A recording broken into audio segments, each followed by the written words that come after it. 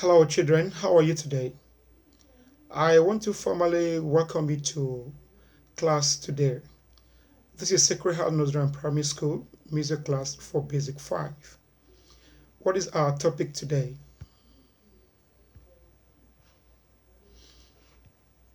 Our topic today is brief history of G.F. Handel.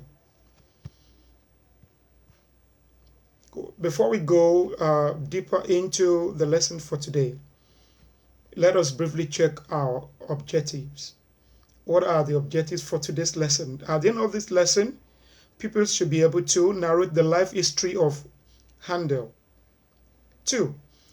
Pupils should be able to mention some of his musical works. And that is all about the objectives. Now, let me tell you something briefly. Sit down, relax, concentrate, get the writing materials, and let us go into the lesson proper.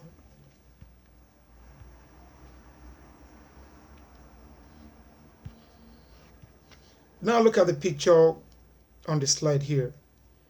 G.F. Handel, 1685 to 1759. Let's go and know more about this old man. Brief history. G.F. Handel was a German composer who was born in the late 17th century in the year 1685. Let us look at it. Let's do a little mathematics. He was born in late 17th century and we are in 21st century. So from 17 we have 18th century, 19th century, 20th century, 21st century. This is phenomenon. This is about almost 400 years from now. A century is 100 years. Yes, a century is 100 years. 17th century to 18th, about so, although he was born late 17th century, but that is over 300 years ago. 18th, 19th, 20th, and this 21st century. So just less around 300 years. If you do the mathematics, you will know. So his full name was George Frederick Handel. If I ask you in a test or exam, what is the full name of Handel? George Frederick Handel. G stands for George, F stands for Frederick Handel.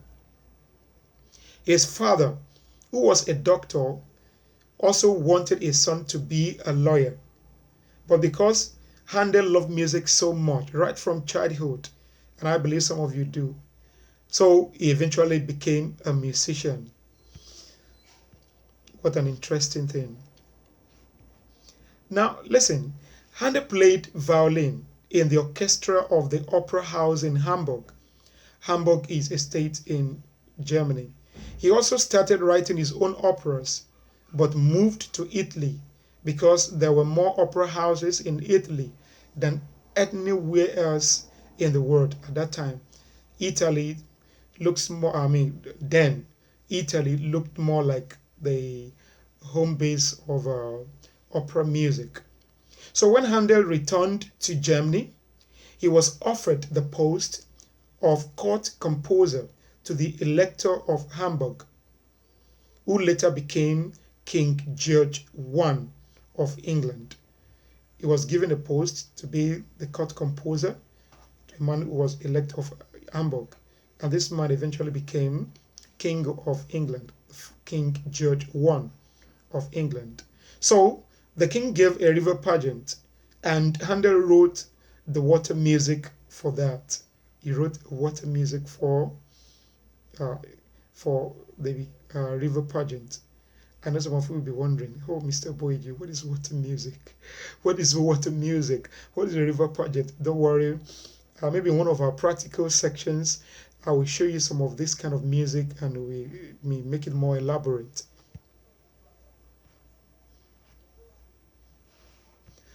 All right, let's look at this. Handel wrote some other music pieces, which include oratorio for soloists. He also wrote choruses. and he wrote orchestra. All these are wonderful kind of music, forms of music, let me put that way, that were in vogue at that time. But believe you me, nowadays we have hip hop, we have jazz, we have blues, we have reggae. In Nigeria, we have alive, we have what do you call it, juju, we have Fuji music, we have Afrobeat music, we have Afro hip hop. But as of then, you can hear all what I've just mentioned now. You'll be hearing oratorio, you'll be hearing choruses, you'll be hearing orchestra. But most of these forms of music are not really in vogue. They're not popular nowadays in our era. Now, take note of this. The most famous of all his oratorio at that time is Messiah, and this is still reigning now.